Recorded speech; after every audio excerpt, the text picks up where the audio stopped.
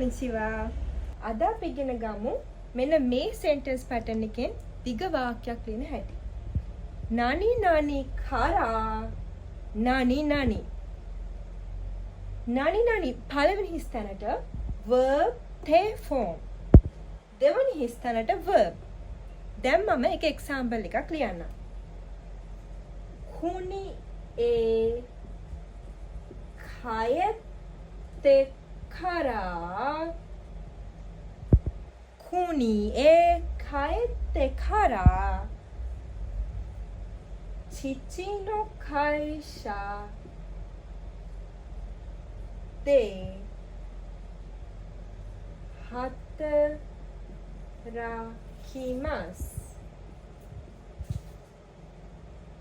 Kuni e kayette kara chichi no kaisha de hatarakimasu. මේ පළවෙනි නනි නනි space එකට එන්නේ මෙන්න මේ ටික. මේ තමයි තියෙන්නේ මෙතන තියෙන කරා කියන නිපාතය තමයි මේ තියෙන්නේ. දෙවනි verb එක කියලා අපි මේ කියන්නේ හතරකිමස් කියන එක. ඒක අපි හතරකිමස් කියලා නිකන් කියන්නේ නැහැ. අපි කියන්නේ චිචිනෝ කයිෂාදී හතරකිමස් කියලා දිග වාක්‍යයක් ලිව්වා. ඒකයි මම මුලින් කිව්වේ අපි දිග සෙන්ටෙන්ස් එකක් අද අපි ලියන්නේ. කුනියේ කයෙත්තේ කරා ඒ කියන්නේ මොකක්ද? මගේ රටට ආපහු ආවට පස්සේ අපි මෙන්න මේකේ තේ කරා කියලා කිව්වොත් ඒ කියන්නේ අපි කරාට පස්සේ ආවට පස්සේ කියන එක. කයෙත්ත කියන්නේ තේ ෆෝම් එක කයේරි මස් වල තේ ෆෝම් එකනේ. කයේරි මස් කියන්නේ ආපහු එනවා.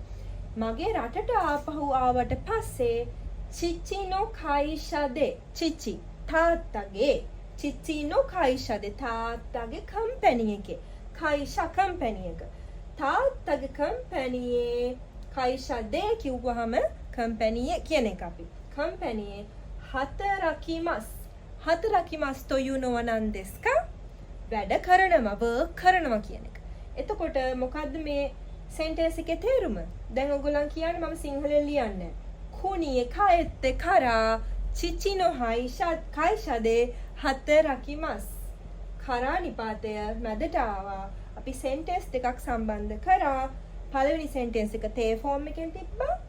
verb එකත් එක්ක. ඒ කියන්නේ හැමදෙස්සෙම මෙතන ඉස්සරහා verb කරාට කලින් verb එක තමයි ආවේ. මේ අන්තිම verb එක normal must form එකෙන් තිබ්බා. සිංහල තේරුම මොකද්ද? මගේ රටට ආපහු ආවට පස්සේ කයෙත්තේ කරා චිචිනෝ කයිෂා දෙ hatarakimasu. තාත්තගේ කම්පැනියේ වැඩ කරනවා. එහෙනම් අපි මොකක් හරි දෙයක් කරලා ඇවිල්ලා ඊට පස්සේ තව දෙයක් කරනවා නම් අපිට පුළුවන් මේ ෆෝම් එක යොදා ගන්න. එතකොට අපිට මේක සිංහලෙන් කියන්න පුළුවන් කලාට පසුව කියන එකට තමයි අපි මේ සෙන්ටෙන්ස්